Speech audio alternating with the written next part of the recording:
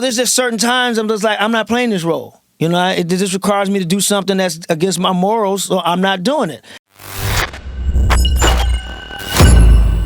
Willie D Live. Yeah. So you get started, and then, 96 you have a breakout year. 96. Yeah, I started in 92. 94 really was a breakout year because I started in 92, and 94 is when I did Def Comedy Jam.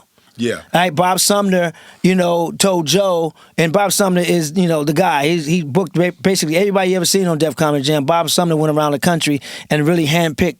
That's why Def Jam was such a success, because Bob Sumner really picked these gems that are stars today and stars of yesterday too. But it was that started my national TV debut. Yeah. Well, what I was getting at was the films. Because typically artists, like comedians, no matter how good they are with stand-up, they all aspire to be film actors. Absolutely. They want to be, they want to get to sitcoms and films, right? Right. So get tired of that road life. Yeah. Drug dealer promoters and not having your money. They pay you with the blood on the money because they went on the corner and made a pickup. Now I got your money. There's fresh blood on it. Yeah. So we try to get out them streets like that. That's why the movies and TV shows are important, because it's going to boost our ticket sales. Right. You boost our ticket sales, then we start playing legitimate better places. Better, bigger and better venues. You got your money. You came up through the rap game, so I'm sure y'all got a similar story as us. You playing these little hole in the wall clubs, trying to get your sound out, your mixtape out, or whatever out, and you got to deal with these promoters who trying to clean their money. Janky promoters. Yeah, man. Shout out to Ice Cube. Yes, sir.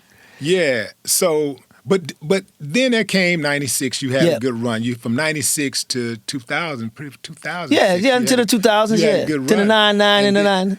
But then you were on a nice little run right there, and then in 2000, I think it was 2007. 8, 9, you kind of like disappeared. What was going on Well, I disappeared and on film and TV. On film on TV. Right. I just kind of, at the time, man, I just kind of got tired of, I didn't love acting anymore at that point. I had to fall in love with acting again. It's the business of the game that I didn't like. You go in for auditions, and I felt at one point, I ain't gonna lie, like my body at work speaks for itself. Mm-hmm. From American History X to The Animal to the movie Life to Pearl Harbor to Don't Say a Word to Runaway Jury. I had comedy and drama chops all in that. So, there's just certain times I'm just like, I'm not playing this role. It just requires me to do something that's against my morals, so I'm not doing it. And so the other thing was just the lies. It's like, as entertainers, we got road dates booked. Right? You got shows booked. I got shows booked. And then they're telling you, hey, they want you to do this audition. You got to cancel your date. Really? Cancel this month. That's now money on something that is a possibility and an if? I'm not doing that. For something I may not book, because I used to hear that all the time with auditions. Oh, man, they love you. You can play the comedy. You can play the drama. There's no one more perfect for this role than you. And then you go and audition, and they act like they don't even know who you are, and then the person who get the part has never acted before. And it's like, so I canceled a road gig for this, or I canceled press for my road gig for this. So it's like, no, if they want me, they'll wait. If they really want me as bad as they say they want me, and they love my work, and oh my God, you were good in this and good in that, then you'll wait till I get back from this road date, because that's how I feed my family, period. And that's going to be first. Comedy going to always be first.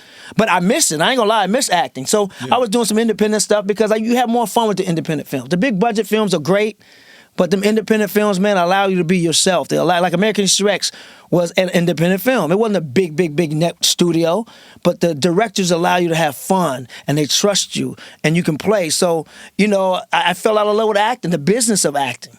So it sounds like to me that you just need to produce your own films. Yes. If you're going to do it, and you got enough connections, man. Every damn body in the industry. Oh yeah. You got enough connections to pull that off. The Fat Tuesday documentary was my first basically production of doing that. I wasn't waiting on them to come to me. I went to them.